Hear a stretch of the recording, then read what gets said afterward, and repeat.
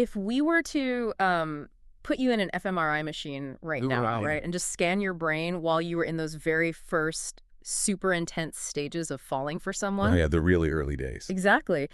The resulting imaging would actually look almost indistinguishable from a brain experiencing a clinical addiction, It really would. which is wild. It's basically a complete neurological hijacking. You know, the booming fireworks, the obsessive thoughts, that sheer intensity that just forces you to drop everything else in your life. I mean, it is all driven by this profoundly powerful chemical cocktail. Right. And that neurological reality is exactly why we as a society suffer from such a massive cultural misunderstanding about relationships. Hmm. We completely conflate the involuntary, biological frenzy of falling in love with the deeply intentional psychological process of actually building lasting love. Yeah, those are two very different things. Completely different. One is literally a mechanism of survival and reproduction, and the other is, well, it's a daily deliberate choice. Welcome to today's deep dive. We are looking at a super universal human experience today. We're taking our stack of psychological research, neurological studies, and relationship science to basically completely strip away the fairy tales and the Hollywood movie script. Yes, getting down to the actual science. Right. Our mission today is to decode what is actually happening in our gray matter when we first feel that magical spark, and why that intense feeling inevitably and necessarily, right, Yeah. why it changes, and then how to intentionally build a connection that lasts through all the relentlessly shifting seasons of life. Exactly. Okay, let's unpack this, because right off the bat, we use the phrases loving someone and being in love as if they are the exact same thing. We do, yeah, all the time. But they totally aren't. And that confusion is precisely why some relationships start with those incredible fireworks only to, completely fizzle out a few months later, while other couples, they manage to remain deeply, genuinely connected over decades. Yeah, and to understand why that divergence happens, we really have to recognize that these are two entirely different stages of the human experience. Okay. Like if you look at the visualization shifting on the screens behind me right now, I think it captures this journey perfectly. We start with this glowing, abstract neural network. Oh, wow. It's Yeah. all neurons firing rapidly, right? It's Yeah. pure electricity, chaos, and biology. Yeah. But as we move forward in time, that chaotic image morphs into this warm, softly lit It study. looks so much calmer. Exactly, because we are transitioning from the frantic thrill of brain chemistry to this comfortable, very intentional stability. And understanding how to make that transition, that's really the secret to a lasting partnership. So let's jump right into that glowing neural network first. Mhm. Because to understand how to make love last, the research makes it absolutely clear that we first have to understand the biological explosion that kicks it all off, I right? do, yeah. We have to move past the philosophical idea of a soulmate and actually look at the literal mechanical brain chemistry of the spark. Right. What's fascinating here is that when you feel that sudden rush of excitement, or when you notice that someone suddenly seems, I don't know, almost flawless. Right. They can do no wrong. Exactly. That is not your intuition telling you that you've found destiny. You are just experiencing a highly orchestrated, very temporary biological state. Hmm. The honeymoon phase is actually driven by four primary chemical actors. And the first, the most dominant one, is dopamine. Which is the brain's reward and motivation chemical. Yep. But it's not just about feeling good, is it? I mean, it's about craving. Absolutely. Like, think about the last time you're dating someone new and you were just sitting there staring at your phone, waiting for their name to pop up on the screen. We've all been there. Right. That physical ache in your chest, that intense anticipation, that is quite literally dopamine withdrawal. That is exactly what is happening mechanically. In the early stages of a relationship, dopamine creates this intense feedback loop of pleasure and motivation. It literally drives you to seek out that person. Yeah. Because your brain has flagged them as a highly rewarding stimulus. Wow. But dopamine doesn't act alone. It triggers the release of norepinephrine, which is also known as noradrenaline. And that is essentially the body's fight or flight chemical. Wait, so the exact same chemical that pumps through my veins if I am being, like, chased by a bear is the one releasing when I'm about to go on a first date? Precisely. That is wild. Yeah, the brain is essentially hijacking your stress response system for the purpose of romance. Norepinephrine increases your physiological arousal. It's responsible for the racing heart, the sweaty palms, that hyper alertness, and even the sleeplessness. Oh, the sleeplessness. Right. When you find yourself lying awake at 2 a.m. just buzzing with excitement and replaying a totally normal conversation in your head over and over, That is norepinephrine, keeping your nervous system on high alert. Okay, which totally explains the energy, but it doesn't really explain the obsession. True. Because there is a very specific type of intrusive thinking that happens when you first fall for someone, where they just loop in your mind all day long and you literally cannot focus on your work. Yep. And the research points to a fascinating mechanism here involving serotonin. Oh, this is one of the most incredible findings in neurobiology, honestly. Researchers analyzing the blood platelets of people who were in the very earliest, most infatuated stages of romantic love. They found that their serotonin levels had completely plummeted. Okay. But crucially, they had plummeted to the exact same levels seen in unmedicated patients suffering from obsessive-compulsive disorder. Wait, really? The exact same levels? The exact same levels. That's just wild. It explains so much, doesn't it? The temporary depletion of serotonin basically removes your psychological brakes. Is the biological mechanism that causes you to obsessively hyperfixate on the object of your affection. Wow. You literally lack the neurochemical ability to stop thinking about them. And, while all of this frantic activity is happening, your brain is also slowly releasing oxytocin. The bonding hormone. Exactly. Through physical touch and shared vulnerabilities, which begins laying the actual groundwork for trust amidst all that chaos. So it sounds like our brains are essentially putting us on a biological sugar high, acting like a selective Instagram filter that just blurs out all of their red flags. That's a great way to put it. Because we know that during this stage, we highly idealize the person, right? Yeah. We focus entirely on their positive qualities, and we are literally neurochemically blind to their imperfections. Yes, completely. But I have to ask, what does this all mean for the long term? Okay. If our brains are essentially tricking us into bonding with an idealized, heavily filtered version of a person, is this initial infatuation actually a bad thing? I mean, it sounds like we are just being manipulated by our biology. Well, it is a form of biological manipulation, yes. But it is not a bad thing. In fact, evolutionary biologists argue it is absolutely essential. Really? How so? Think about the sheer vulnerability and the massive compromise required to merge your life with a complete stranger. Yeah, that's a lot. If our brains allowed us to see all of a person's flaws, traumas, and annoying habits on day one, we would likely just turn around and walk away. Huh. True. Fair point. The intense chemical cocktail forces us to suspend our critical judgment just long enough to form a bond strong enough to survive, to cooperate, and historically speaking, raise offspring during their most vulnerable early years. I see. So infatuation isn't unhealthy, it's just inherently incomplete. You are falling for an imagined projection of a person, not the whole deeply flawed human being. Which brings us to the inevitable breaking of that Instagram filter. Yes, the filter always breaks. Right. Because infatuation is based on an incomplete picture. A pivotal shift absolutely has to happen when that chemical high wears off. The dopamine levels out, the serotonin returns to normal, the red flags suddenly unblur, and the real imperfect person finally comes into focus. That's the moment of truth. Exactly. Yeah. This is where the spark has to evolve. Yes. Yeah. When the biological fireworks fade, psychologists refer to the vital next stage as companionate love. And I want to be clear, this is not a downgrade. Right. It is an evolution into a deeper, incredibly stable form of connection. It is built on commitment, emotional security, mutual respect, and a genuine, really selfless care for the other person's well-being. And the research highlights a massive psychological mindset shift that basically dictates whether a couple survives this transition. Yes, it really comes down to mindset. It is moving away from that consumer mindset of asking, how does this person make me feel?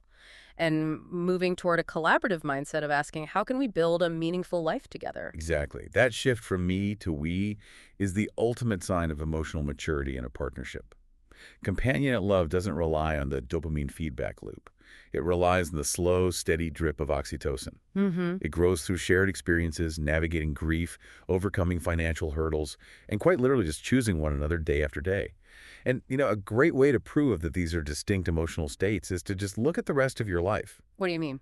Well, you deeply love your family members, your lifelong friends, maybe even former partners, without being in love with them. Oh, right. Yeah, totally. The healthiest romantic relationships manage to combine the two.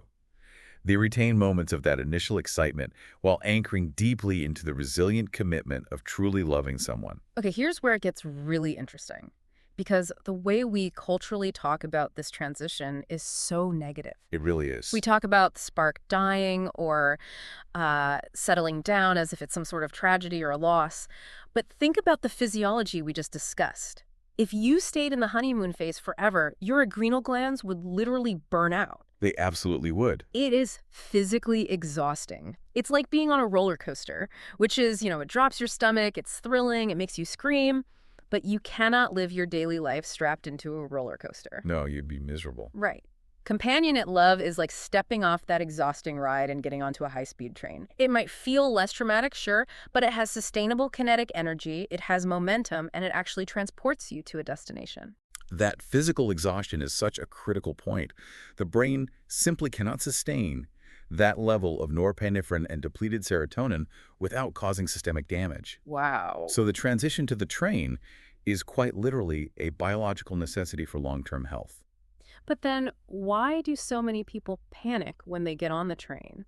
Why is it that the moment the relationship feels quiet and comfortable, people immediately assume it is failing? Well, that panic is almost entirely the result of cultural conditioning. Really? Oh, absolutely.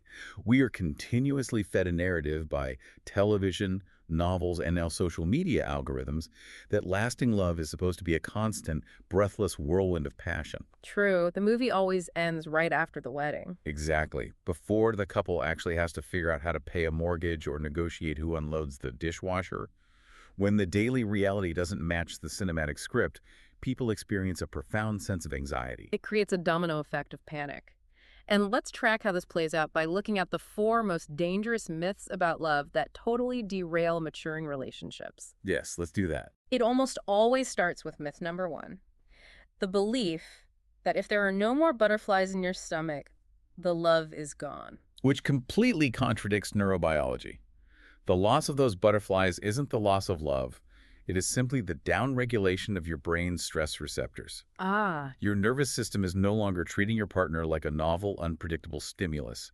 The quietness you are interpreting as boredom is actually the neurological achievement of safety and profound trust. But because people misinterpret that safety as boredom, they often start picking fights just to feel something. Yes, exactly. Which leads directly into myth number 2, the incredibly toxic idea that perfect couples never argue. You see these perfectly curated highlight reels on social media and you think any friction means your relationship is doomed. Right, and the reality is that 2 distinct individuals merging their lives will inevitably clash. Conflict is a feature of relationships, not a bug. A feature, not a bug. I like that. Yes. The psychological research emphasizes that emotional health isn't measured by the absence of arguments. It is measured entirely by the mechanism of your repair. Repair. Okay, say more about that. It is about how quickly and empathetically you can de-escalate. Do you listen to understand, or do you listen just to formulate your next attack? Right. Couples who last don't avoid conflict. They use it to expose vulnerabilities and solve problems as a unified team, rather than as adversaries fighting to win. Right. And when those intense arguments do happen, people often fall victim to myth number 3, the old trope that love alone conquers all. Yeah, that's a dangerous one. They think, well, if we love each other enough, this fundamental disagreement about our finances or, where we want to live will just magically resolve itself. Yeah, and love is an incredibly potent emotion, but it is not a structural support system. It cannot replace the hard work of communication, mutual respect, or shared core values. You can fiercely love someone who is fundamentally incompatible with your vision for the future, or someone who even treats you with disrespect. The feeling of love cannot conquer ongoing toxicity or an unwillingness to grow. A healthy relationship demands both deep affection and rigorous personal responsibility. Which brings us to the final and perhaps most pervasive myth. Myth number 4, there is only one perfect soulmate out there for you. Right. Now, I have to push back on this on behalf of all the romantics listening. Are we really saying that the whole idea of finding the one, this destined, perfectly tailored person, is actually counterproductive to finding happiness? It is deeply counterproductive, yes. Wow, tough pill to swallow for the romantics. It is, because it promotes a passive approach to relationships. It implies that a great relationship is something you just discover fully formed, like a hidden treasure. Right. If you believe in the one, the moment your partner exhibits a profound flaw or the moment you hit a difficult season, your immediate thought is, oh, I must have chosen the wrong person. I need to leave and keep searching. That makes total sense. But relationship psychology suggests that lasting compatibility is built, not discovered.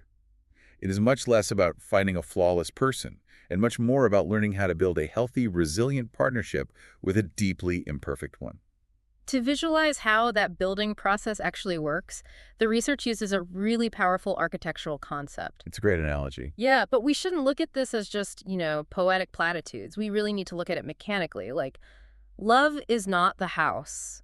Love is just the raw plot of land. Right. It's the potential. Exactly. Trust is the concrete foundation that has to be poured over time, curing slowly so it doesn't crack under pressure. Yes. And respect represents your load-bearing walls.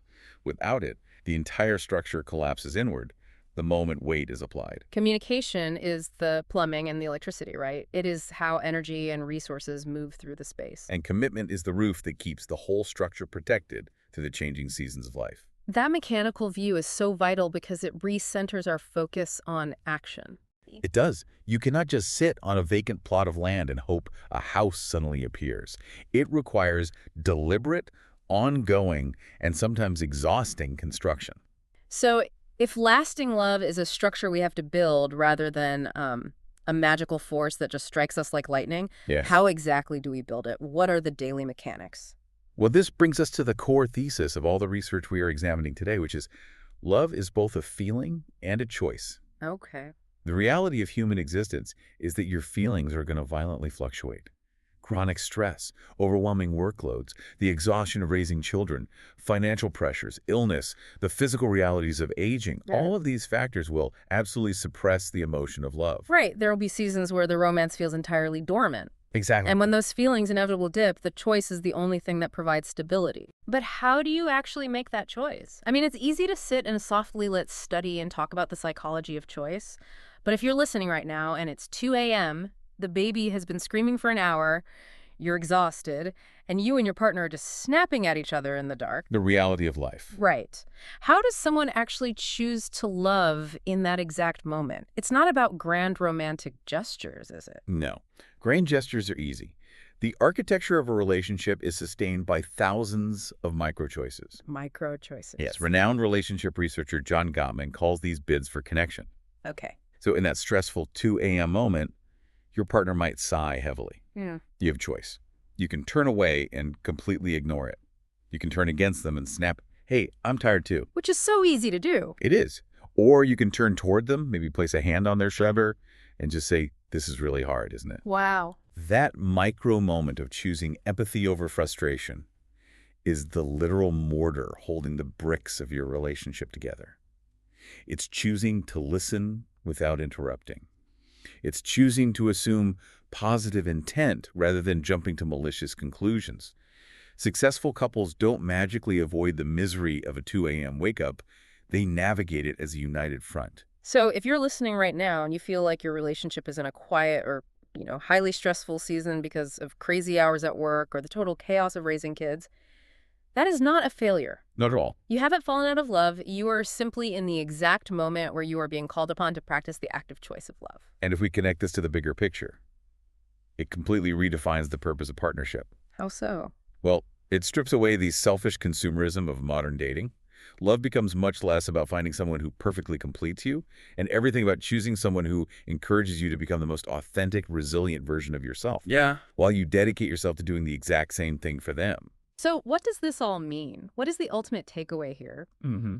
Understanding the profound mechanical difference between being in love and loving someone completely transforms our expectations. It actually frees us. It really does. It stops us from chasing the exhausting, endless chemical thrill of the honeymoon phase. And it allows us to deeply appreciate the quiet, resilient strength of genuine connection. It reminds us that the strongest, most enduring love isn't always the loudest. And it certainly isn't the most dramatic. Right. True, lasting love is found in the relentless consistency of actions. It is found in showing up day after day, year after year, and continually making those micro choices to care, even when the feelings massively fluctuate. I want to leave you with a final thought to mull over today, something that builds on everything we've just unpacked. Oh, absolutely. We talked extensively about how our brains naturally adapt, Right. causing those initial chemical butterflies to fade as our stress receptors downregulate into security. Right. But what if we applied the scientific concept of neuroplasticity to our relationships? Oh, that raises an entirely new, deeply exciting question. Right. If love is fundamentally a daily choice, and we know from neuroscience that our brains constantly rewire themselves based on our repeated habits, could intentionally practicing those ordinary moments, those daily bids for connection, that micro empathy, that curiosity about your partner, could that actually train your brain to experience a new kind of chemical spark? That is fascinating. Like, not the frantic, anxious, dopamine withdrawal spark of the honeymoon phase, but a deep, resonant, oxytocin-rich spark that is explicitly engineered by your own daily choices rather than just biological luck. Wow. You essentially become the architect of your own brain chemistry. That is a phenomenal perspective to close on.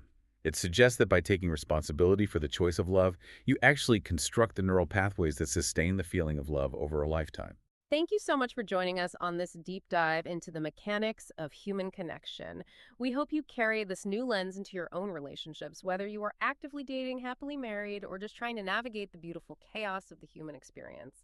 Stay curious, keep exploring, and remember, the roller coaster is a really fun place to visit, but the high-speed train is what actually gets you home.